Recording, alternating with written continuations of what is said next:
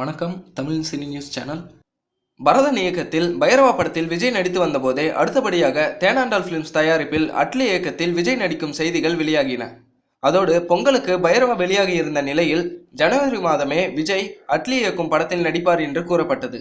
பின்னர் பொங்கல் முடிந்ததும் நடிப்பார் என்றார்கள். ஆனால் இப்போது வரை அந்த படம் தொடங்கவில்லை. அது குறித்து விசாரித்த போது விஜய் 61வது படத்தில் விஜய் தலையில் அதிக முடியுடன் தாடி மீசை வைத்த கெட்டப்பில் நடிக்க இருக்கிறார். முதலில் அவருக்கு விக்கு வைத்து படப்பிடிப்பு நடத்த வேண்டும் என்றுதான் திட்டமிட்டிருந்தாராம் அட்லி.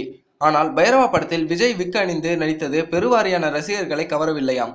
அதன் காரணமாக ஒரிஜினல் தலைமுடி தாடி மீசையுடன் விஜயை நடிக்க வைக்க வேண்டும் என்று முடிவு செய்துள்ளனர். அதன் காரணமாக விஜய்க்கு முடி வளர்வதற்காக படப்பிடிப்பை மார்ச் மாதத்திற்கு தள்ளி வைத்துள்ளார்.